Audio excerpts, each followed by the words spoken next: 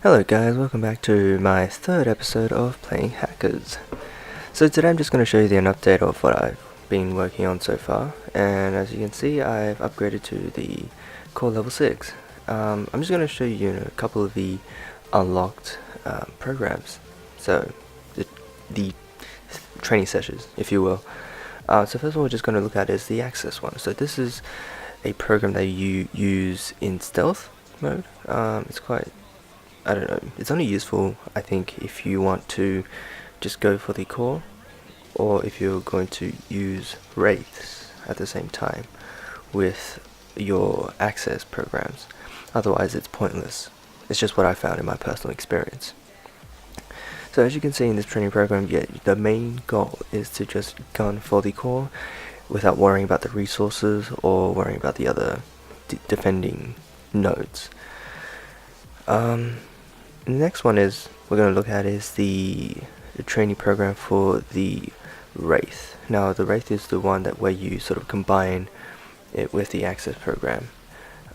You can only use Wraiths if you first use an access program first in order to install the Wraith on this following the access installation.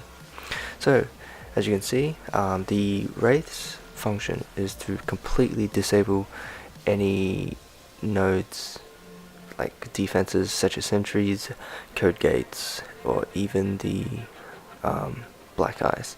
However, this does not mean you have taken over the node, which means you're going to have to use other programs such as worms or beam cannons in order to actually take over the node. Anyway, it's quite easy I think to use Wraiths and the access programs. They're very useful and highly effective. I just don't know whether they're cost effective, because if you're planning on raising your reputation via the access / wraith / worms pathway, it may not be sustainable over a long period of time, unless of course you don't attack too often and you've got a good level of your Bitcoin mines, and you've got a good level of gold mining, just so when you go to sleep or if you're not playing the game for like a few hours, you can definitely sustain your resources to sustain your cyber war. So I do apologize for not uploading anytime sooner, and I also do apologize for not including as much gameplay as I wished. I just think 15 minutes is pretty long enough. So I would include some more sort of defenses or attacks that I've used. So now we're moving on to the Kraken. So what I found useful was the Kraken just goes from the net connection. They can only be installed from the internet connection, and they just don't stop. They just continuously go from that one node to the next node to the next node. However, they can get cut in half. So for example, if you're about quite deep into the base, but then all of a sudden along the chain of nodes that you've taken over, one of them is taken out, that means your Kraken is cut in half, and you won't be attacking from the deeper node. You'd have to take over the node, take back the node once again. So what happened here was that my internet connection failed, so I'll just have to restart it.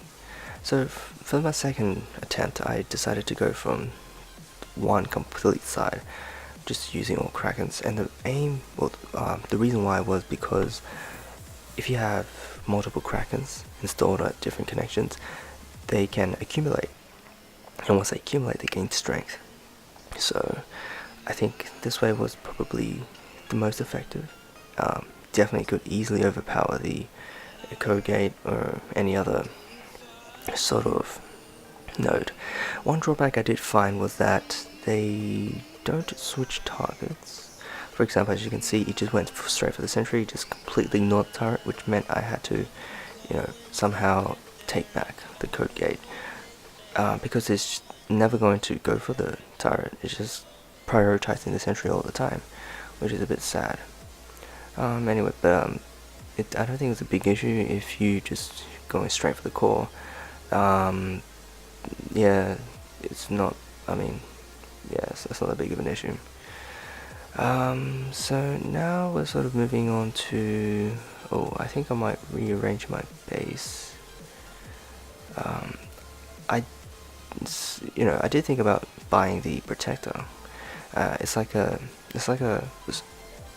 So the protector is like this node that just, instead of installing antivirus programs, it installs this firewall program. It just keeps rebuilding this firewall. It's like a protective ice wall. So instead of attacking with an ice wall, it's a defensive one, and just sort of installs itself all over your base. So what I'm going to do is I'm just going to sort of rearrange the base with these sort of useless nodes that I don't really need in the front lines. Next, I'm just going to connect the code gates, which I'm going to follow up with turret and the sentries connected to it. So that way, when the opponent does come, he will be targeting the sentry first rather than my turrets. Hopefully, my turrets can take back what it can. I'll also be, it'll sort of be like my network would sort of be split into two symmetrical halves, that was what I found, probably the most intimidating one, because I don't really like to attack symmetrical ones. I always tend to go for the sort of asymmetrical, where one side is not as balanced as the other. So I do sort of put black eyes on one side, another black eyes on the other side, and then I put this scanner in the central, just to sort of get the maximum reach possible. Always try to aim to do this, because the opponent can definitely attack you with Access and Wraith programs, which I guarantee you definitely won't be nice. So I'm just gonna sort of connect the core onto the scanner as well, and just sort of split up the whole network. I'm also going to split up the bitcoins and the gold on either side of my network, just so that I can make it more difficult for my attackers, so they can't get everything, if you know what I mean. Yeah, so sometimes, too many connections isn't good. You just gotta find a balance in between, because you do want to install your antivirus programs as fast as possible, but at the same time, if you have too many connections, they can overrun you with worms and shurikens, and you won't stand a chance, unfortunately. So yeah, so I'm just gonna this is sort of the update for my base. I don't know where you guys are at. Please comment below if you've surpassed me already. I haven't really been playing much, just because I have been really busy with my uni work. I do have exams coming up as well, so I probably won't be posting as much. I will be posting updates as well, with gameplays and additional ones that I find time to upload as well. Another tip that I did find useful was I don't really spend time attacking other players. As you probably can tell from my reputation, I'm only sitting at around 400. If you want resources, definitely go for the the bases that the game provides. So the story mode, basically, they do offer a lot of resources. They have around, I think, 60 plus scenarios, and you can definitely gain your resources from there, and you can definitely progress a lot from there. So after looking at this base, it's just completely gold nodes. You can actually buy the gold nodes from the store, but I don't really think it's big of a difference. When I saw this, I was really intimidated, so I just sort of backed out. Instead, I think I went for the I think I went for let's pick one. Oh yes, this one. So for this one, as you can see, it's not symmetrical. It's sort of imbalanced. So I went from the more sort of the less dangerous side. So I'm using a Kraken. So the Kraken just sort of, it's a very good investment in your attack, and I sort of supported it up with beam cannons and ice. This is another thing I like, is that I don't really have to use worms or leave space for worms to come in, because they do take time to actually replicate and install, which, you know, slows down your attack, and sometimes you do run out of time to actually attack.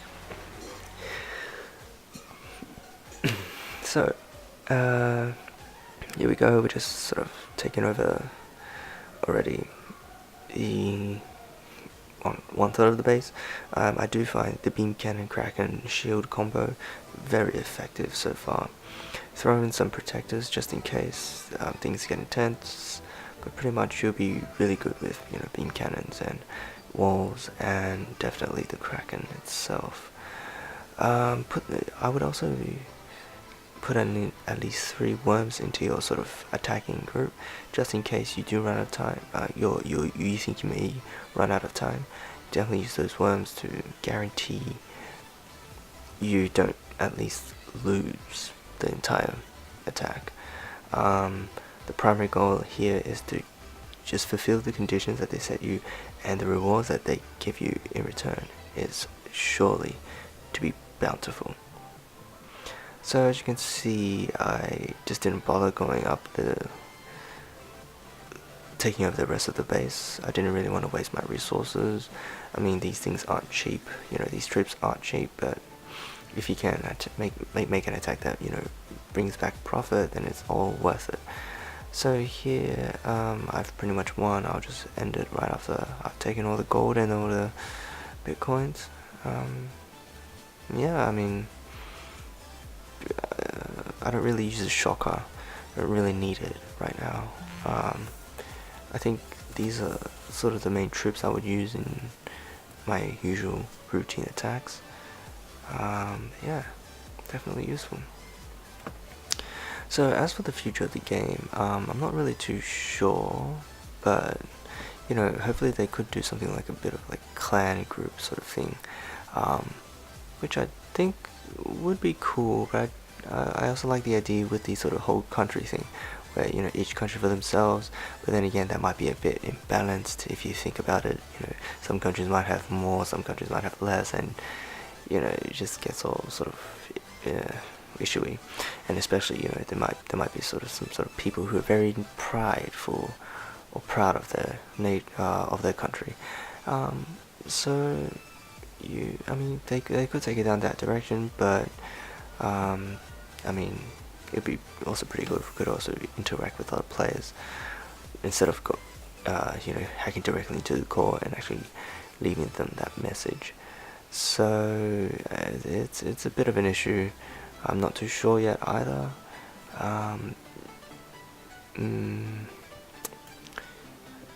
Maybe they could put in some new backgrounds, new programs.